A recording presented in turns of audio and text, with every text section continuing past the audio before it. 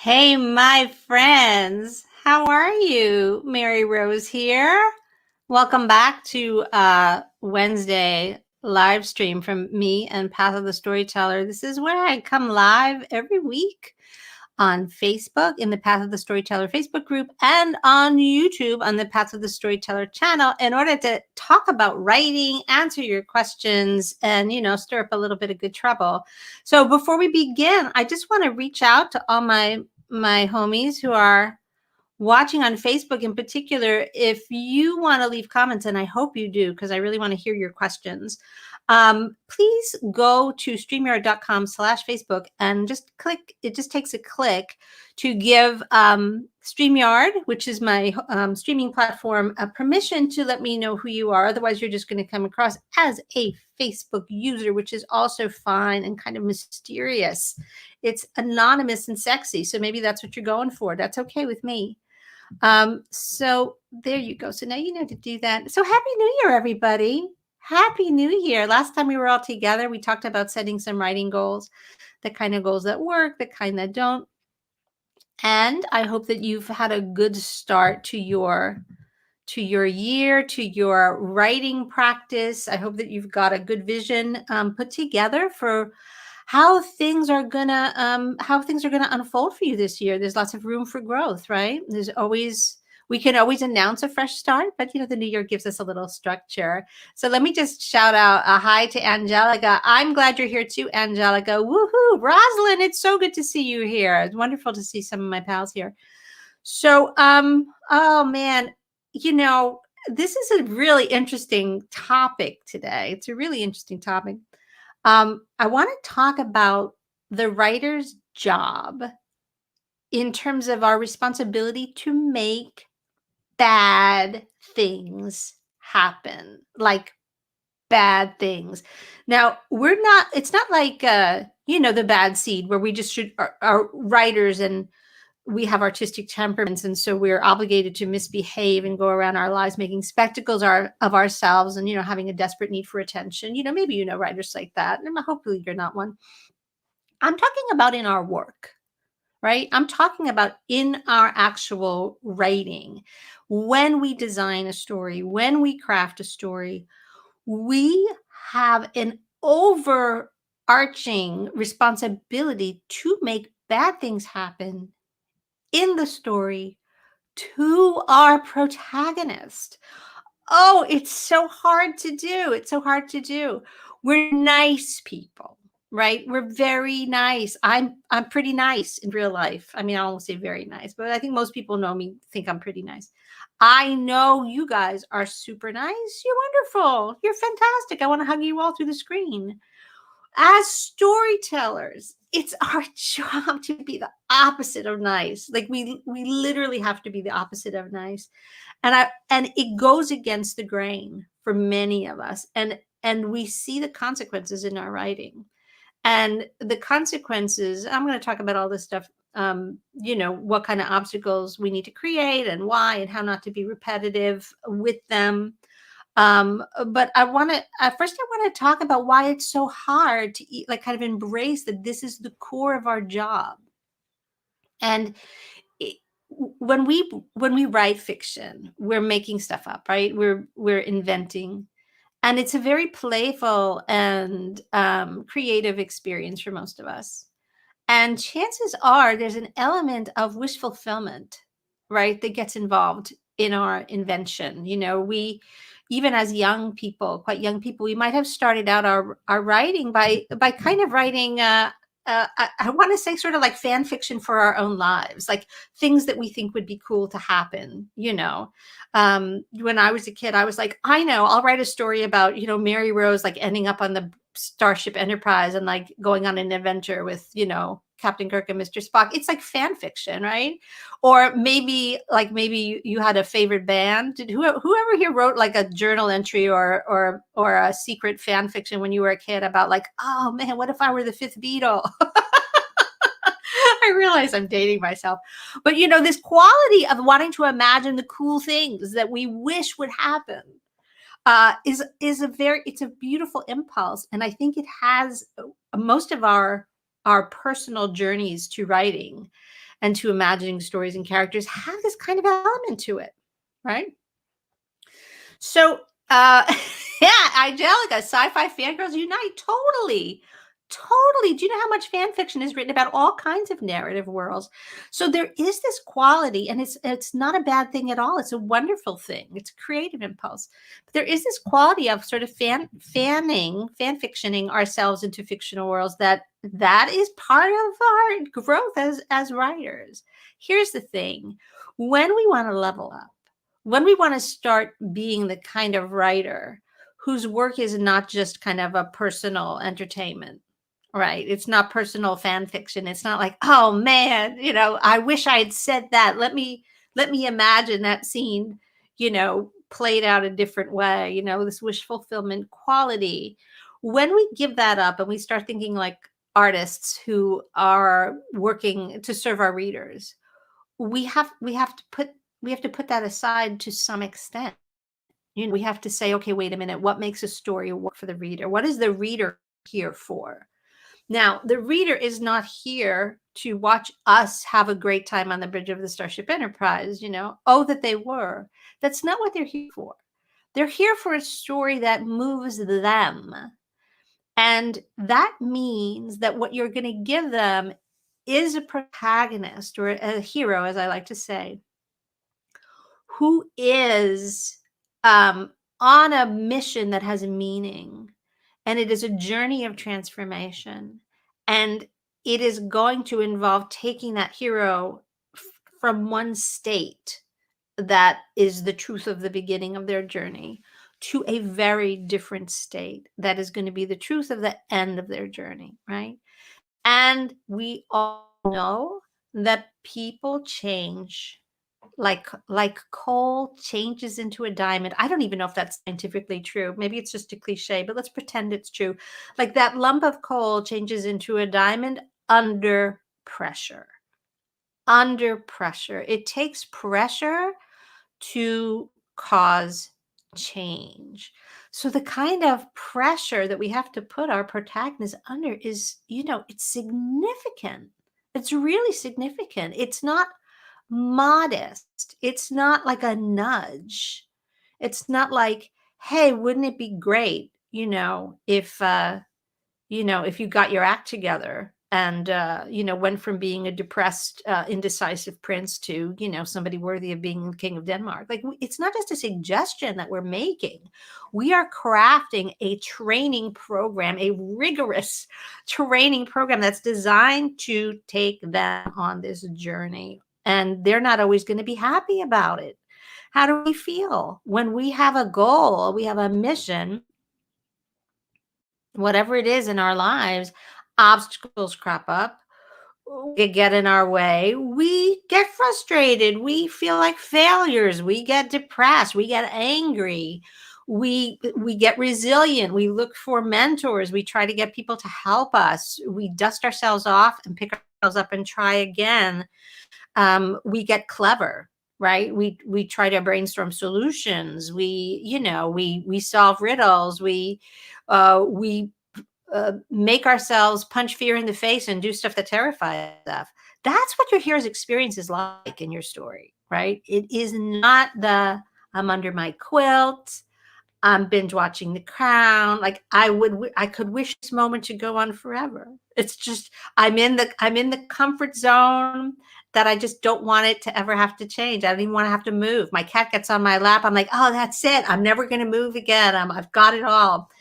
So that's not a story, right? That's what we wish for ourselves in life. And if you want to write, the fan fiction of my weekend, where that literally is all I did this weekend was, have that kind of happy, blissful, chilling out, no obstacle, there was no pain and there wasn't gain, right? That was the kind of weekend that you wanted to write that story, but that's for you. That's to make you say, oh, my fantasy weekend.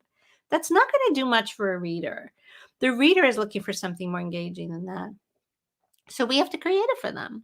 So we have to put down this, being nice, but I want you guys, as always, this is my take on writing. This is what I've learned through my decades doing this.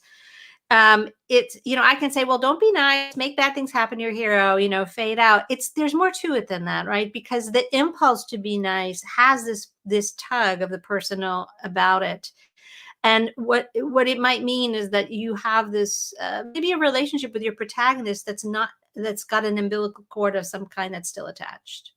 That to whatever extent that protagonist is like your doppelganger going through the fictional adventure, you need to cut that out right now, because that's not what it is. Now, we of course, we're going to put the truth of ourselves, our feelings, our heart, our experience in our writing. That is a must. That is what makes writing authentic. The reader knows right away if you're writing from a place of real feeling. So I'm not saying don't put yourself in your writing. I'm saying absolutely you have to put your emotional material in your writing. But when it comes to crafting the story, you have to have a kind of a clinical detachment from your protagonist, because you have to create them in a situation at the beginning where they are unfinished, incomplete, in need of a lot of growth. They have to know less than you know at the beginning. And then here's what you're going to do is you're going to devise this, as we say in Path of the Storyteller, this bespoke suit of adventure that is tailored to the kind of growth and transformation that this particular hero of your invention needs. And then that adventure is going to carry you all the way to the end of the story, where we're going to see how your hero gets from here to here. What's between those 2 points? Obstacles, obstacles, and more obstacles. Not one obstacle, right?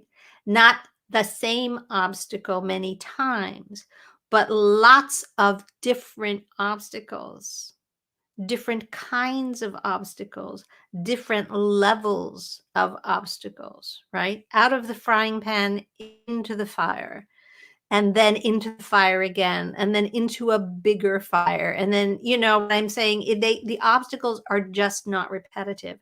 So where do writers go wrong? So sometimes a writer will come to me and say, okay, I have a story, and my hero's obstacle is that they're very anxious.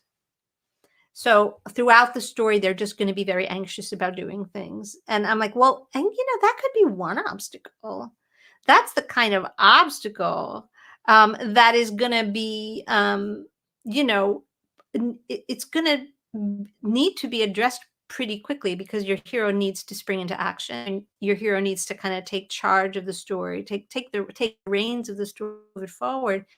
So a hero who is paralyzed by anxiety is going to be a very tricky character to put the story on, right? But let's say at the beginning of your tale, that is one of your hero's obstacles. So we're going to see how that gets addressed, and that there's going to be some movement, and that very on in the story, the hero is going to develop a capacity to act in spite of fear. Maybe the fear is not going to go away, realistic, but to fear. And then the working out of how that particular obstacle might, continue to be worked on. Various other obstacles that pop up during the course of the story, right? So when if a student comes to me and says, "Oh, this is the hero's problem. This is the hero's obstacle," right? They don't believe in themselves. They have anxiety. This sounds very plausible. That's not what we mean by obstacles. You are on your way, you're driving across country. You're driving from New York to California, which I did 5 years ago. It was a great adventure. It's a journey. Your first obstacle might be, packing a car and realizing that a third of what you intended to bring won't fit. You've got to make an instant decision about what gets left behind, never to be seen again. That's an obstacle.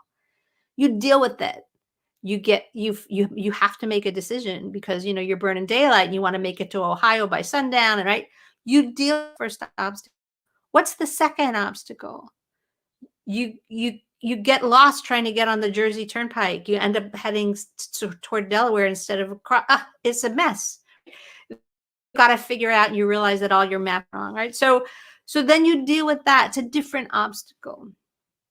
right? And it's a different kind of obstacle. The first obstacle might have raised lots of feelings like, but I don't want to leave my good china behind. It was my great grandmother's. True, it's never been used. It's been in a box for generations. I don't really want to leave it behind. I have feelings about it. Well, you know what? That was an emotional obstacle over it. So that was one kind of growth. The next obstacle is my lack of sense of direction and or maybe my stubbornness about using the GPS. Maybe I have ego in the way saying, no, no, no, I know how to get on the westbound turnpike. I don't need to turn on the GPS until we're to halfway across the state. Whoops. My ego got in the way. In fact, I do need the GPS, right? So then you deal with that obstacle. It's a different kind of obstacle, and it requires a different kind of growth from the hero. Now I got to put down my ego, say, yeah, yeah, yeah, I have no sense of direction, do that. What happens next? I don't know. The car breaks down. That's different. Then you have, right? Then you have a different thing. Then you've got to find a motel that's going to let you sneak in the cats, and then you've got to get the cats past I mean, this is what it is. It is a journey, and it's going to be obstacle after obstacle after obstacle, but they are not going to be the same. Things are going to happen. A range of things are going to happen, and the way that you can prevent that from feeling repetitive is making sure that not only are they different obstacles, but that each obstacle kind of pushes a different button in your hero, right? So that your hero has to grow in different directions in order to keep moving forward, to get to that destination. I'm going to get across the country. It's going to take me 5 days and we're going to end up on the other coast. So I hope that makes sense. This idea that the obstacles must not be the same, that you have to keep creating new ones, and the obstacles only, they only actually have meaning if we know what your hero's trying to accomplish, right? If I get in my car and I'm driving aimlessly and I don't have an urgent mission, it doesn't matter. It doesn't matter whether there's no wrong turn. I'm just going, you know. If I get delayed and there's no deadline, it doesn't matter. So the mission needs to have a defined endpoint, and it needs to have a sense of urgency. What happens if the hero does not make it? What's the consequence? Let the reader in on that, And hey, if you want to hear a little bit more about that topic, there's an earlier live stream that I did. You can see it on the YouTube channel. Just click down and you'll find it, about spilling the beans, that the writer must spill the beans to the reader about what this story is about, what the mission is, and what is at stake. Why? Because otherwise, how is the reader going to be engaged? How are these obstacles going to be precise? If my mission is to drive across country and the obstacle that comes up, has nothing to do with that, a random obstacle, if I'm driving across country on, Route 80 and there's a hurricane down south, it doesn't affect me. It doesn't affect me. It only affects me if it's an obstacle on the route that I'm on. So I hope this extended imagery, is making sense to you guys. If you have any questions, or if it's not making sense, please do leave them in the comments. Hey, I've got a great question coming in from Rosalind already. Let me just show it up. Is there a difference between obstacles and challenges? That's a really interesting question, Rosalind. Let me share what those two words suggest to me, right? The difference between an obstacle and a challenge. An obstacle, the way I use the word obstacle, I use it to mean probably both of those things, but I think there's an interesting distinction that we can make because of this sort of insightful way you asked the question. Let's think of an obstacle as something that comes from the outside, right? I'm driving across country and I run out of gas. That's not an internal state. It's a physical obstacle. The car, the car ran out of gas. Yes, it was my fault because I wasn't paying attention, right? So that's the obstacle. But what's the challenge now? The challenge is me solving it. The challenge is like, okay, I have to get over my rage at myself for being so dumb to let the car get on empty and not notice. Maybe I was just, maybe I was just too impatient to stop for gas the last time I had a chance, and now it's too late. I have to, so that's my challenge now. And internally, I've got to deal with my being mad at myself, which is not a good way to think. I have to deal with my, the logistics of solving the obstacle, right? Okay, well, so now what do I have to do? Do I walk to a gas station? Do I flag somebody down? Aha, call AAA. Ask for a dose of mentorship. That's actually kind of a good thing to do. So you call AAA, maybe they bring some gas or whatever. So the obstacle that happens can just come from the outside, right? Like a storm, like weather. I'm thinking sort of weather symbolically, like the weather comes at us, we have to deal with it. That feels like an obstacle, but that's not the end of the story, right? Because we're designing those obstacles with intention to be specifically in the way of this hero on this mission at this time to provoke a really specific type of growth. And the challenge is like, and then what happens? What's the hero challenged to do? So I like the way you asked this question, Rosalind, because it reminds me to talk about this notion that the obstacle is not just there to drop in the story and then lift out. It's only there so that the hero can rise to the occasion, so that this sense of being challenged causes a response. And it also, I think, bears saying, in answer to your question, that not all obstacles come from the inside, right? Despair is a kind of obstacle. Fear is an obstacle. Somebody who is prone to addictive behavior and is easily triggered into bad choices, that's a kind of an obstacle. Like, you can invent obstacles that rise from within your hero and come from without. But what I encourage everyone to do, most of us, based on my experience, either get too hung up with external obstacles and that's all we put in, or we get too hung up with internal obstacles and that's all we put in. So a story that has where the obstacles are coming fast and furious, but they're all external. They're all logistical. They're all, bad guys show up and, mess up with the hero, and a flood washes away a bridge, and this, whatever it is, like all of these external things happen. Yes, they're in the hero's way. Yes, the hero may have to rise to the challenge to get past them in pursuit of their mission, but it gets to feel a bit like a video game at that point. And I mean no disrespect to video games, which there's a lot of really interesting storytelling going on in them, but it just starts to feel like you get out of one situation, with a lot of energy and force, and then you just end up in another situation, right? You've just leveled up to the next set of problems. That kind of external obstacle is like an action movie.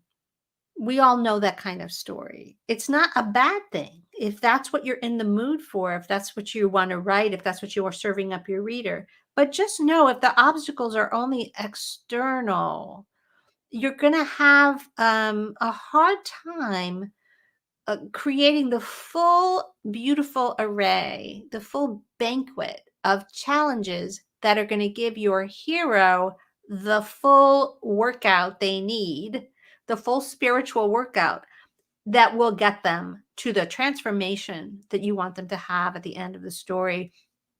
I guess I'll use a workout image as well. Like, if you like to work out at the gym, and there's like one day you work on arms, and another day you work on legs, and another day you work on your abs. Like, every day is not leg day. Like, you have to work the whole system in order to have a real transformation. If you just work, if you're just a person, and I think that there's probably a danger of people doing this, you're just looking for the vanity metric. You're just looking for the, I just want those arms. I just want the defined arms, right? That's all I'm going to do. I'm not going to work on my abs. I'm not going to watch my nutrition. I'm not going to, I'm not going to work on my legs. That's not healthy. Like, that's not a balanced development. but that's what shows, And so, so don't give your hero that kind of unbalanced workout. That you want to be able to provide a range. So only external obstacles are going to limit you. So if that's where your imagination naturally goes, challenge yourself to think, well, also what's going on the inside. By the same token, there are many storytellers, and if you're out there, you know who you are, who only think in terms of internal obstacles. They get so stuck in their protagonist's head that you read page after page, and it's just that protagonist like inner chatter. It's just their worry and their imaginings and their memories and their it's just all their internal stuff. And on the outside, nothing happens. Nothing is happening. Or each time something is made to happen, because these writers, and bless them all, bless all of you, whatever stage of development you're at in terms of your grasp of story structure, you're struggling to solve the problem of how to keep your story going, right? So all of these things that I say writers do that are kind of mistakes are not like errors. They don't make you bad. It's you actually being very clever in solving the problem of how do I keep my story going. And without a really, strong grasp of story structure, these are the types of things that writers tend to do. So I do see them a lot. So the writer who skews toward the internal problems only, they will like occasionally, like some disruptive thing will have to be shoehorned into the plot, and it's going to come from the outside, and the hero is going to look at it and just kind of all we readers are going to get is the hero's internal ruminations about how bad this is or what to do. What we don't then get to see is all of the cool strategy and actions that the hero takes in order to meet this obstacle head up and then be ready for the next one. So you got to find the balance. But listen, I want to give you this vocabulary today. When you think about the obstacles, that they have to be all different kinds of obstacles. They have to activate all different aspects of your hero so that the growth can be holistic and balanced, that we really can get to a meaningful transformation at the end. Right. So just now you're on the lookout for it. Now you're on the lookout for it. If you start to notice, oh, all I do is throw car chases in, that's not an obstacle. Like, that's just action. It's busyness.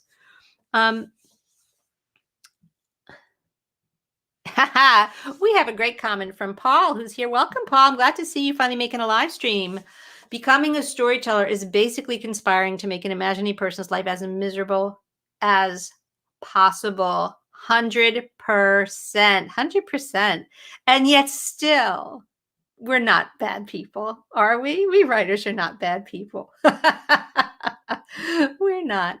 I'll tell you, though, it's, if you look at the content of the stories that you love, you take them for granted. Like, oh, this is a great story. I love it. I could read The Hobbit again and again. I could watch Casablanca again and again. Like, all these stories that I love. You've got your own stories that you love. Jane Eyre, like anyone who knows me knows what my go-to favorites are. And you look at them, you just take them at face value as a reader because they sweep you up in the storytelling, and you're so into that character, and you go. But then if you go clinically as a writer, the way, like being an aspiring chef who goes to a really good restaurant and you order like the special and you're sitting there eating it and you're like, how did they make this, right? When you start to have that that kind of sneaky impulse as a writer, like, how did they do this? You start to realize that it is literally, this bad thing happens and the hero deals with it, and then turn the page, next chapter. This bad thing happens and the hero deals with it, turn the page, next chapter. Like, that is what a story is made of. And it is not what we want our lives to be made of. No, but that is what stories are made of, especially during the middle. But that's it. Your hero has a problem. When that problem is solved, the curtain comes down. So the art of a big part of the art of crafting a story, as Paul observes, is that you have to keep your capacity for inventing fresh obstacles alive. Right? It's like that game that kids play when they've got the balloon and they're like, oh, we don't want the balloon to fall, so they just keep popping it up in the air. Like, that balloon is your protagonist. At the end of the story, you're going to let your protagonist land. But until then, you got to keep ticking them back up in the air. You got to keep smacking her back up into the realm of struggle and growth, because the story's not over yet. Okay. So that's a great observation, Paul. And oh, Rosalyn's got another great question. Let me pop this in, Rosalyn. Should there still be bright points along the way when the protagonist has overcome one obstacle before the next comes, right? So we get to know the hero at a time when the hero shows growth. Absolutely. Just like a person goes to the gym and has a rest days, it's during the rest days that the growth happens, right? So in the story structure model that I teach in Path of the Storyteller, we call that the rest and regroup phase. We call I mean, that is a really significant moment in storytelling. The stuff that has been learned must be integrated, right? Your hero will need moments to strategize and prepare for what comes next. I'm a Shakespeare fan. I always think of in Henry V, we love to have that night before the battle scene. We love to have that pause when something even worse is about to happen and the hero has to sort of summon up, like, who have I become? What am I ready for this? There's often a moment of reflection. The archetype from classical storytelling, would be like, that's the moment that, everybody gets around the campfire and, salutes their friendship because, tomorrow we die. Like that there are these moments in between the peaks of struggle. What I teach, Rosalind, and what I think is a really useful model is, as you get adept at inventing obstacle after obstacle, is that you start to see each obstacle as having an arc all of its own that is actually like a mini snow globe of what your whole plot feels like. The whole plot is going to be structured in a way that, that your hero's in a world that's, not sustainable. Something's going to happen to ignite the storytelling. This unsustainable world is going to fall apart. There's going to be this challenge or adventure that is presented to them. They may hesitate at first. We call it the refusal of the call. But then eventually, and sometimes with a little dose of mentoring, they're gonna take on the mission, right? And then there's going to be all these obstacles, and then a final ordeal. And then we get to the third act, which is super interesting, right? So that's like the rough shape. That's like the one sentence version of it. But then once you get a feel for that, each obstacle has that kind of rhythm. So, we dealt with whatever it was that you dealt with, Bilbo manages to get his friends away from the goblins, and they continue on, right? And but then later in the story, like something new happens. Like, okay, things look okay right now. We made it this far. We're feeling optimistic again. Like, oh, wait a minute. Somebody disappears. I hear a rustle in the woods. We shouldn't have left the path. Boom, now there's spiders. Got to deal with this whole new thing, which is going to have its own outcome. Right. So then you look at the scene itself as like, well, what's my mission? Okay, I got to rescue my friends from the spiders. How am I going to do that? And it's going to have all these little elements of storytelling built into it. There will be an ordeal and, a moment of sacrifice. And either the hero is going to prevail or not prevail. Right. Along the way, not every obstacle is successfully met. Sometimes the hero fails. And those then become a really, really interesting provocation for the next thing that happens. Like, oh, it didn't work. We got captured and we got thrown in the dungeon. Oh, okay. Well, so now that we know what our next obstacle is. How are we going to get out of here? So these bright spots of rest, regrouping, preparation, one of the other things that can happen in them is this adding of some mentor energy. Useful information comes. We sort of restock our supplies. These are the times that the hero can sit with allies and say, okay, let's come up with a strategy for what to do next. Or the hero, is despondent, but an unexpected bit of mentorship comes along and says, no, actually, you got this, keep going. It's going to be okay. Oh, by the way, here's a magic map. Sometimes some kinds of stories, useful objects that have qualities like that come. But all of this is true in any genre of storytelling. You can be writing realistic fiction. You can be writing contemporary comedy. You can be writing a rom-com. It's not always about, here's a wizard with useful advice and a magic map. You got to think symbolically. We're storytellers. We're doing all of this in this kind of symbolic dreamscape of story. So what constitutes a magic map, in your contemporary rom-com or your cozy mystery of whatever it is you're writing? What constitutes a special object that gives the hero an idea? Like, oh, wait a minute. Now I know what to do next. You imbue it with those properties. It doesn't have to literally be that. A mentor does not literally have to be a coach or an older person with wisdom. Often it is. A mentor can be a memory of a wise thing that a stranger on a plane once said to your hero that suddenly comes back, just as it does in life, right? The advice that we've gotten in our lives that just flew by us when we didn't need it, or maybe we're too young to appreciate it. And then later in life, we find ourselves in a situation and those wise words come back to us and we're like, now I understand what she meant. Okay, now I know what to do. I mean, you can be as creative as you absolutely can. Work to the capacity of your creativity. Don't hold back to interpret all of these ideas into the world and language of your story, whatever world of your story that you're creating. All right. Without those bright spots that Rosalind asked about, what we have is the problem of relentless conflict, which is another thing that I wanted to mention, simply because so many of us, and this is no diss to high school English class, but so many of us had a memory of sitting in a classroom at one point in our lives and having somebody draw a diagram on the board that's like rising conflict, like it's this upward line. Things just get worse. They just get worse, rising conflict. And that this image of like, oh, a story is about rising conflict. That's just such a real simplification of what a well-structured story is like. A well-structured story is not just tightening a screw relentlessly. It's not, if you're writing a horror or a thriller or in a genre where that feeling of tightening the screw to an unbearable tension is part of the genre, it will be more like that. But there still will be moments of comic relief. There still will be moments when, phew, we made it. We got, we got through that thing. And then the next thing will come. The rising tension, that unbroken line, is exhausting for the reader. It gives them no respite. And so what do? They put the book down. It's the only way to get a break. So you do want to build in, instead of that rising line, think of an oscillation line.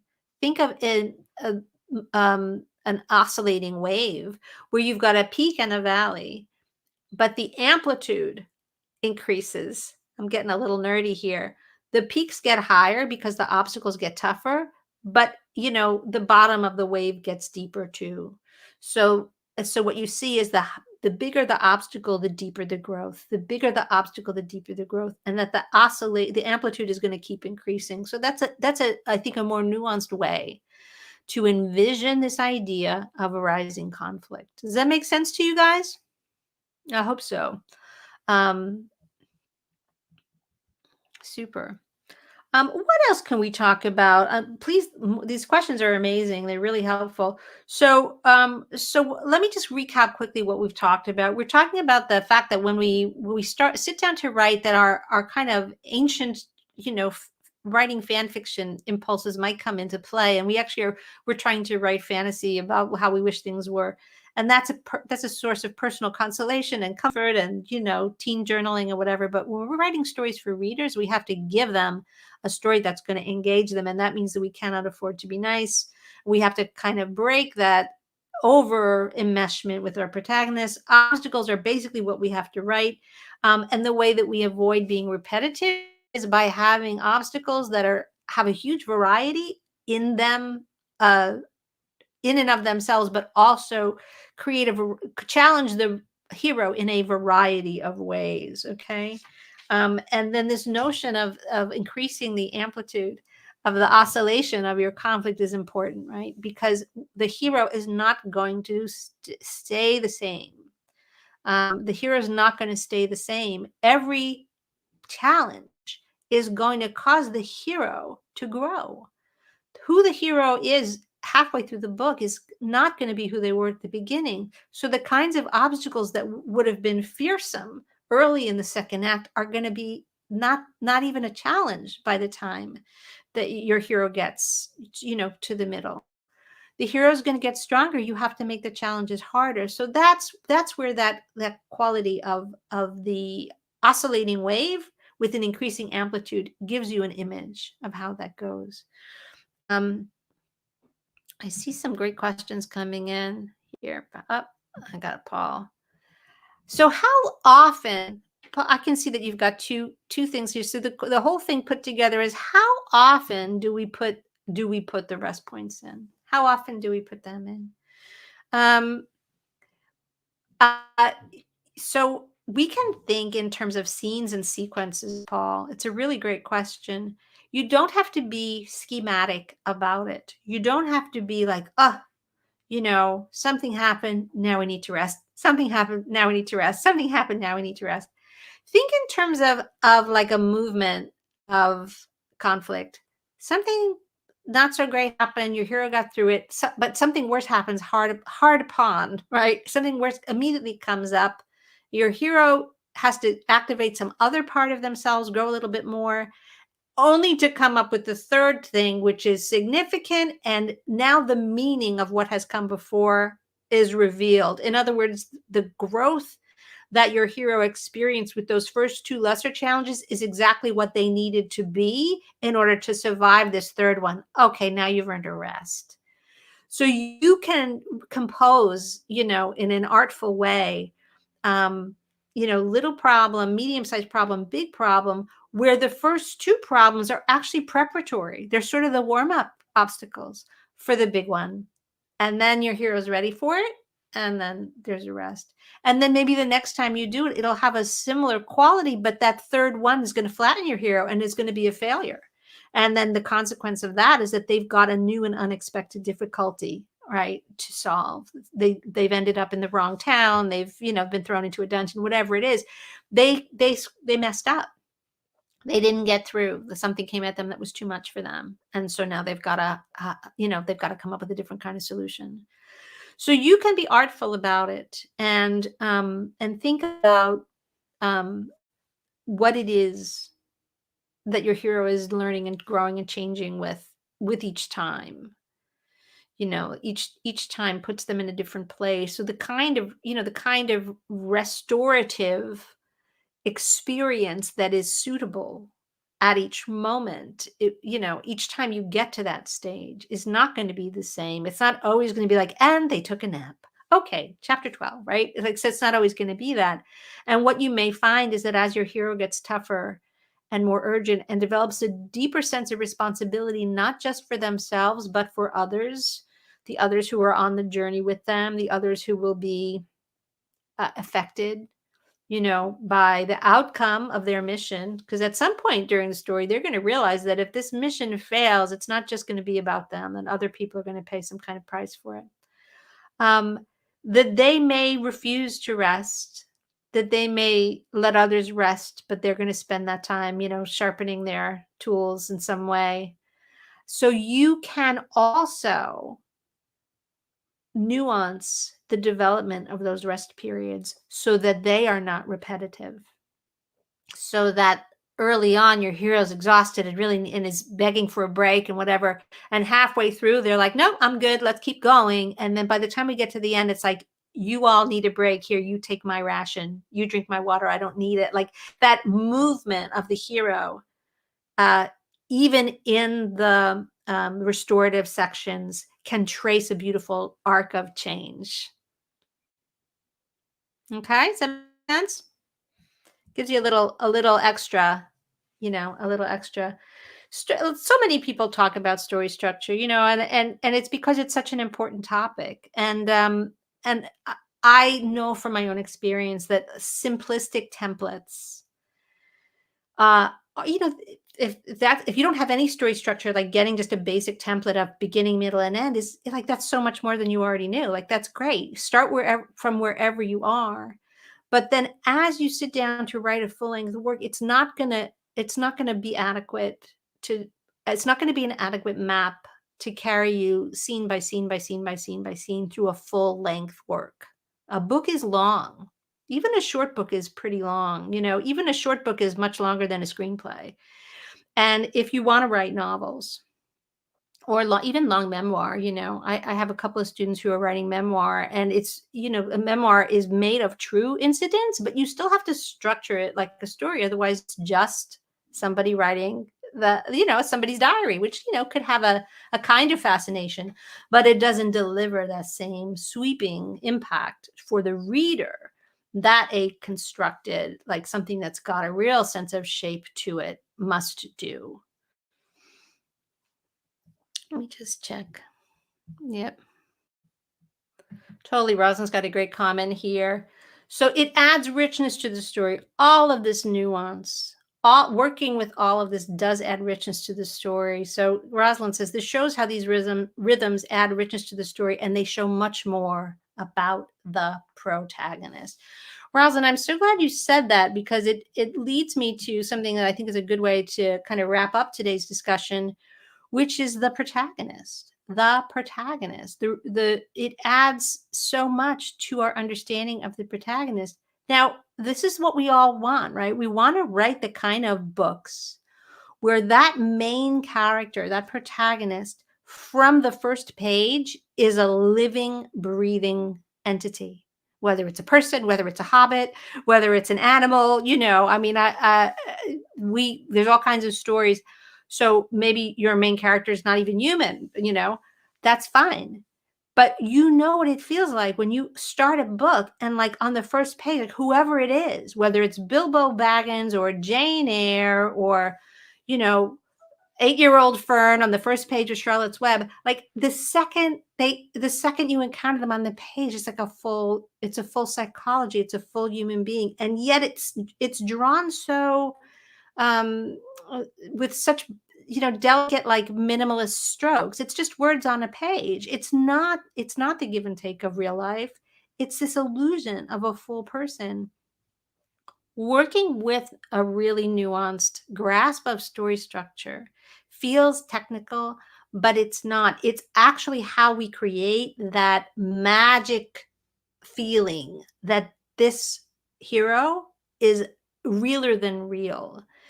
How you feel about the protagonist of your favorite books. If they showed up at the door and knocked and wanted to come in for a cup of tea, it would be the best day of your life. Like they're like friends. They are our lifetime companions. And we love them. They feel so vivid. And the capacity to do this is what makes fiction amazing. It's what makes it feel like this, miraculous undertaking. And I will venture to say it's a big part of why most of us who have the passion to write want to do it in the first place. That magical experience is so profound, and it's so important to us as readers that we want to be able to do it ourselves. We want to know how to do it. So story structure, is actually the key. People think, oh, if I just describe the hero really well, if I give a very vivid description of what they're like, then that brings it to life. But from experience, if you've tried it, that is actually not true. Long, vivid descriptions are, interesting to a point. It's actually putting that hero in action and having them go through these experiences in a nuanced way, so that their way of responding to the vicissitudes of the story is so relatable. It's so psychologically accurate. It has the nuance of a real person. And that's what helps the reader identify so strongly with that character that they're like, "Ugh, I would follow them to the end. That's my fictional ride or die. That's my character." If you can learn to write characters like that, you will have no shortage of readers. That is the bottom line. And I think if you really ponder your own love of fiction, your own attachment to the books that you love most, you will agree with me that that is so. All right. So I would love to invite any final questions before we end. And these questions have been fantastic and really, really added to the discussion. So I'm very grateful for those of you who came live, asked questions. Those of you who might be watching a replay, there's either on YouTube or Facebook, there's a chance to, put comments below. And if you've got more questions, put them in the comments so that I can answer them. And I also want to say before we wrap up, let me just see if I can give you guys a little thing. So I teach a course in story structure. It's called Foundations, the Art of Story. I've got some of my students on this live, and I'm really happy to see them. And it is a deep dive into this topic. And the reason that I'm telling you about it right now is that the next course is going to start on January 25th. And so the enrollment's going to begin on the 14th. If you are watching this today, what is today? It's Wednesday the 6th. If you're watching this today, there's a little flash early bird enrollment offer for people who are on my email list going on. So if you're not on my email list, this would be a super thrifty time to get on it so that I can send you that information. That's actually going to be over. It's just a 48-hour kind of pre-sale at 2020 pricing, and then that price goes away, and then I'm going to start the real enrollment on the 14th, but at the 2021 pricing. So do head on over. If you're not on my email list and the course might be of interest to you, get over on that list now, and this way you can get all the details and a chance to to get on board with the early bird people. All right. Wonderful, wonderful. Thank you guys so much for a fantastic discussion. Oh, look, I got to show this, Angelica. Angelica is one of my foundation students. The best, she says, and everyone should take it. I can't argue with you, Angelica. I can't argue with you. I spent a lot of time figuring this stuff out. I've been writing for decades, and I started teaching years ago. And the challenge of really trying to communicate how I learn to do what I do, how I do what I do, that seeing students come to me over and over again with the same problems. It was a long journey for me to create the content of this course. And I know that if everybody could go to the store and buy a writing craft book and read it and be a pro level writer, everybody's writing problems would be solved. It's not that easy. It's not that easy to solve these problems without really pro level instruction and somebody to interact with about it. And thank you so much, Angelica. I love that. I love your endorsement as a student. Just put these away. Oh, it just keeps wanting to show them. Is that just me? No, I got rid of them. Thank you for coming. And I really, really hope this talk was a benefit for you. And I'm going to do this every Wednesday until you guys make me stop. So, so think of topics you'd like me to address in the future too. Feel free to, shoot me an email, leave in the comments. I'm really interested in hearing what your writing obstacles are and how we can help solve them together. All right. I'll see you next time, guys.